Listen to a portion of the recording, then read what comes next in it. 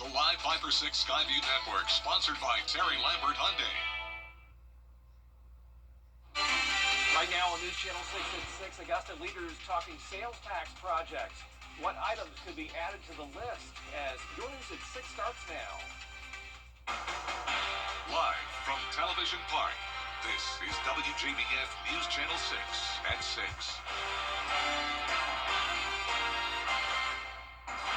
Good evening, everybody. I'm Brad Means. Thanks for joining us. Jenny anchored Good Morning Augusta today. Coverage you can count on begins with Augusta leaders looking at hundreds of millions of dollars in decisions for the next phase of the sales tax. They've been talking about it for months, and they finally agreed on $325 million in projects. But they're still looking to add before the final vote. George Escala has more. Augusta leaders spending months preparing what is the biggest SPLOST project list ever. I do feel like we need to approve it. We got to fine tune it. But, if we don't approve the SPLOST, then you know what we do? We have to wait how many more years? The SPLOST big ticket item, $85 million to create about 300 additional beds at the Webster Detention Center, as well as millions for infrastructure and quality of life. We got some prioritizations that we need to make, definitely for our sewer expansions, for infrastructure improvements, and so on. The so-on is $25 million for a major sewer line to the Development Authority's mega site in South Richmond County. It is to spur economic development out that way, and it's a good tool for them to have in the courting industry. So I think it's badly needed. I was sorry to see it cut. But other city leaders saying the package needs more than just a new sewer line. Disappointing that we continue to pass things or continue to recommend things that the voters aren't asking for. But commissioners making a push to add the sewer line, creating an even larger SPLOST package, and hope voters don't flush it all down the drain in May. In Augusta, George Escala, WJBF, News Channel 6.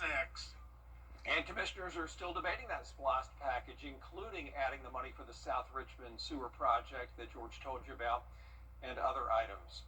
A road project about to get underway in Aiken County, much needed. The South Carolina DOT is going to fix the Sandbar Ferry Bridge over the Savannah River. The westbound lane is going to be closed. Westbound traffic is going to merge into one lane, and crews should start work on Monday. It is time now for our first check of our weather, and for that we want to check in with our chief meteorologist, Jenna Petracci. Well, it's cloudy out there right now, Brad, as we start out with a look at our Terry Lambert Hyundai Skyview cam right here at Television Park. Today's almanac shows that we started out at 44 degrees and then we warmed up to 68, so above average temperatures throughout the entire day. Right now, we're still in the 60s, 60 exactly in McCormick, 64 in Barnwell, 65 in Millen, Augusta at 61, 63 in Aiken, and 60 in Lincolnton. Winds are coming out of the southwest, sustained up to around 13 miles per hour. The gusts are up to 21 currently in Saluda County, so a breezy evening along with the cloud cover as we're watching an approaching cold front. So for the rest of our evening, we'll be in the upper 50s with those mostly cloudy skies. Looking ahead, we will have some sunshine tomorrow afternoon. That'll help to warm us up to 74. Clouds take back over Thursday and Friday, leading up to our rain chance on Saturday. I'll have a look at your futurecast coming up. Back to you, Brad. Thank you, Jenna. A former deputy jailer in Richmond County on the wrong side of the law tonight. He's Avery Wood, and he's been charged with rape, sexual assault, and violating oath. Wood is accused of sexually assaulting a female inmate at the Webster Detention Center several times between October and November of last year. The inmate has been transferred to another facility. Wood got fired yesterday, arrested today, and is now in jail at Webster. A family is displaced after a house fire in Barnwell County. As usual, the Red Cross was there to help within hours. Volunteers are helping the family after the fire, making sure the mom and her children have food, clothing, and some place to stay, along with referrals so they can get more resources down the line. We talked to a neighbor who didn't want to go on TV, but said they got there just after the fire started. I just, seen the mother of the kids and all them, coming out the house, and she driving further away with her vehicle, and the house was just in a big fire. It happened sudden. It happened real sudden because I had just been outside with my dog earlier that day, so it really just was a thing that happened real quick. The Red Cross reminds you that donations are really helpful during times like this. They can get families back on their feet again after fires and other disasters. We have a link to the Red Cross for you on our website. The group of Buddhist monks on the Walk for Peace. Some bar and restaurant owners in South Carolina say they're on the fence about a new law. State lawmakers say the goal is to look at liability and insurance costs. Scarlett Lizjack has more. We're willing to walk and stride with these bar and restaurant owners and fight this battle with them until we can get prices down. Under the new law passed last year, any establishment selling alcohol at 5 p.m. must have a $1 million policy. It outlines premium reductions by stopping alcohol sales at midnight, all employees complete training, and using a digital ID system between midnight and 4 a.m., each reducing premiums anywhere between $100,000 to $250,000. Anybody that touches alcohol must take a class now. So bars that are open past midnight will be required to have these ID scanners, and basically it kind of encrypts the data of people who walk into the bar. Anybody that serves 40% or more of food may get a reduction in their premium. Graham Plummer, owner of Graham's Landing and Merle's Inlet, says he continues to see rates skyrocket. I understand it going up some, but doubling in a few years seems a little stretched to me. Other businesses I spoke with say the certification for employees is still vague and businesses still have many questions on how or when they can begin reducing premiums. We hope to continue to have those positive conversations in Columbia to make sure that, our industry can remain healthy and we can continue to provide these great nights for, the greater Charleston and South Carolina area. It's not going to start immediately, so we'll still have at least a couple years of the over-the-top liquor liability. The new law also states businesses cannot be held liable for more than 50% of damages related to DUI cases, as opposed to 100% before. Patrick Moore with Restaurant Pro Insurance says he believes the new law will have a negative impact on insurance premiums and raise rates. He says a lot of it has to do with the usual high payouts in court. Carriers have communicated to us that they are reluctant to lower premiums based off of the promise of a lower payout for a claim. They really want to see what happens and plays out in court before they start relieving these bar and restaurant owners of high premiums. Coming up, questions about the future of Venezuela. What both sides of the aisle have to say next. Tomorrow, in a News Nation exclusive, the shoot. Back to you. Federal health leaders reducing the number of vaccines being recommended for children. It's a move that leaves some immunizations optional.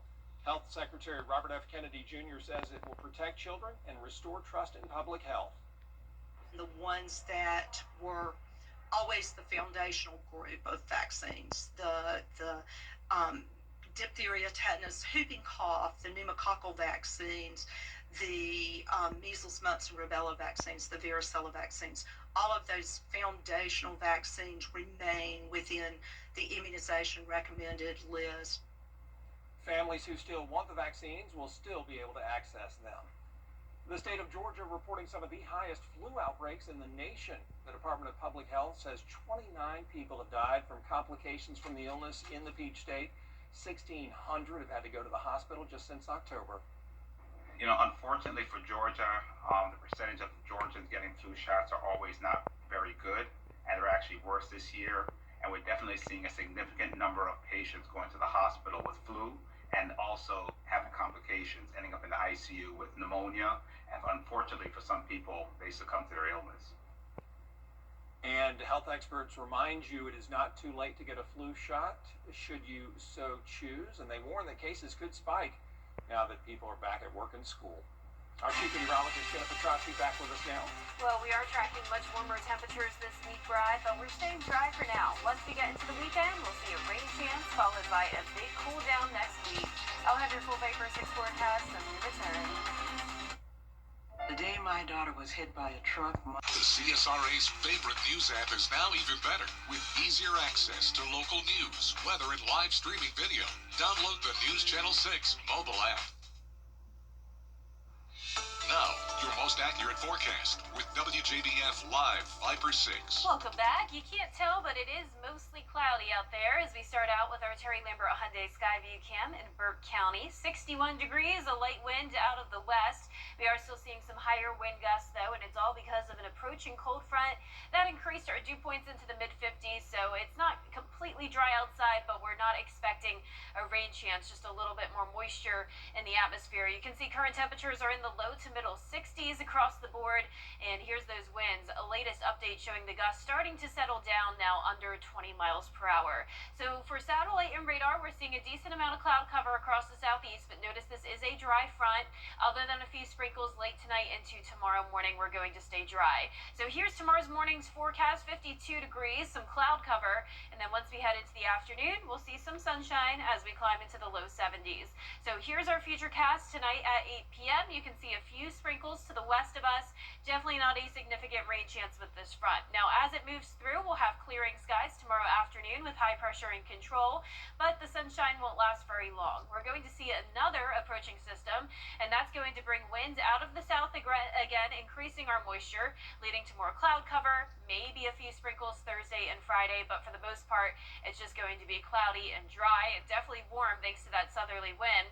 Now, here's Friday at 3 p.m. Definitely a good chance of seeing some severe weather over towards the west of us in the Mississippi Valley. That's where there's the threat of severe thunderstorms, including gusty winds and tornadoes. Now, I do think the chance of severe weather will extend into northwestern Georgia up to the Atlanta metro, but look what happens as we go into Saturday morning and afternoon. This front really loses its steam, and our chance of severe weather is looking pretty low. Now, we'll definitely see some showers throughout the day on Saturday. There's 2:30 in the afternoon. By 4 o'clock, covering around half our area, and then by 6 o'clock, moving to the south of Richmond and Aiken County, and most of the rain should be out of here by Sunday. But keep in mind, there's definitely the chance of some showers for Border Bowl. Hopefully, it comes earlier in the day or later in the day, but as of now, expecting some showers with temperatures on the warmer side in the mid-70s. Now, those 70s are in the forecast Wednesday through Saturday. Then we cool down on Sunday due to that cold front passage. Highs dropping into the 50s, a freezing start to our Monday morning, and very low rain chances next week. Now, congratulations to today's umbrella winner. That is Paula McNair from Appling. Paula, you can pick up your Viper 6 umbrella here at the station and sign up to win yours on WJBF.com. All right, thank you, Jenna. Coming up at East Keene, South Carolina, practicing at Aiken High School. They had a Border Bowl 13. We'll hear from the head coach in sports. Tomorrow in the news. Time with your family is sacred. I cherish the moments I spend with my wife and son every day. As a lawyer, I know how an injury can change all of that in an instant. It impacts your health, your work, your loved ones, your whole life. I'm Austin Jackson, the Augusta guy. After your accident, I'm here to help you recover and get what you deserve for your injuries so you can get back to the moments that really matter. After an accident, call Austin Jackson, the Augusta guy. 706-724-7224.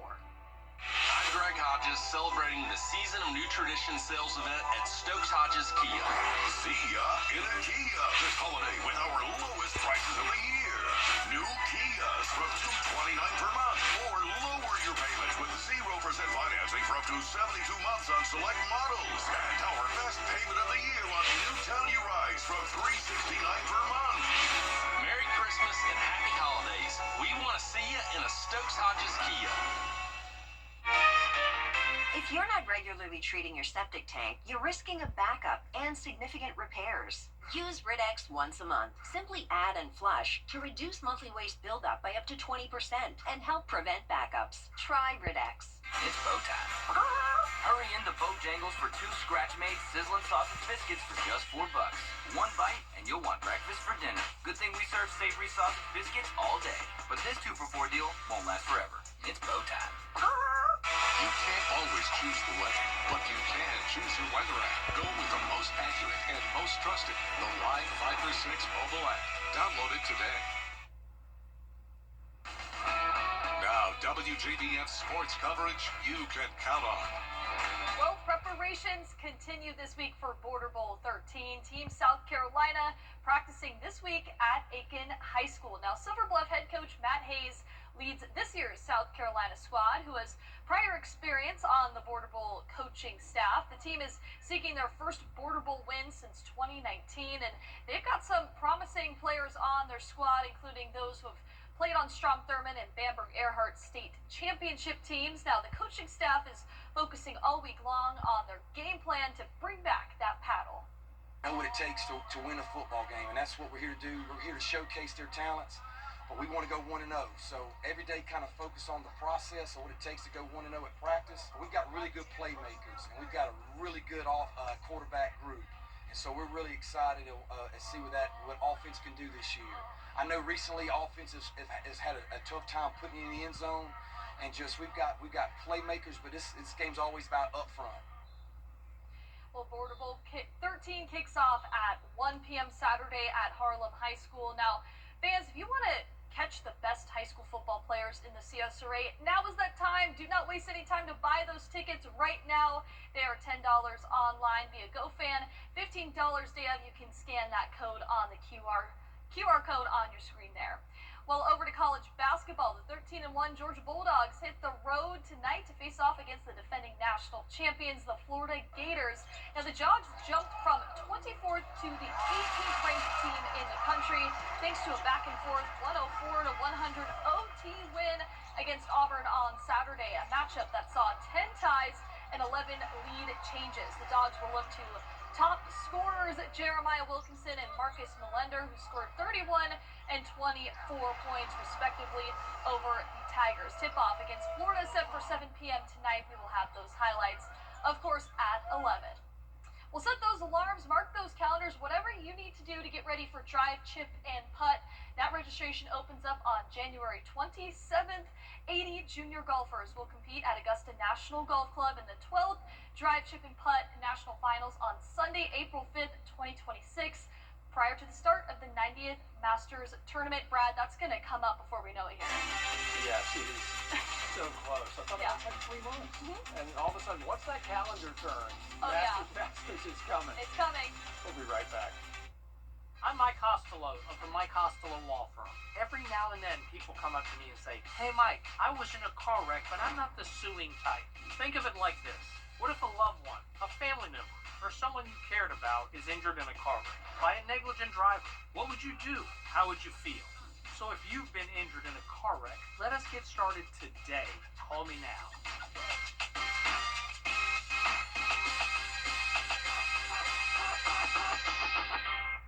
If you or anyone in your family has been injured, call America's largest injury law firm. Call Morgan & Morgan. ForThePeople.com. Turn your porch or patio. The CSRA is full of amazing women. Women who inspire. Women who innovate. Women who lead. That's why News Channel 6 brings you Women to Watch. On the last Wednesday of each month, News Channel 6 recognizes local businesswomen who are making a positive impact in our community. Nominate someone today at WJBF.com. Sponsored by Goodwill. Here's a final look at our 10-day forecast. It's going to be warm, low to mid-70s over the next several days, mostly cloudy skies. Low temperatures also much warmer going into the 50s. We'll have a 50% chance of showers on Saturday, overcast skies, maybe a few thunderstorms. We clear out on Sunday and we cool down, a high of 59, and then highs stay in the 50s all next week. Still some cloud cover and a slight chance of rain on Wednesday. Take a look at this. A very satisfying video just to kind of chill out and watch traffic merging during rush hour in China.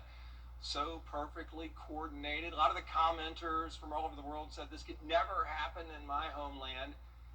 But there it is. And a lot of people love watching it. That zipper merge, they call it.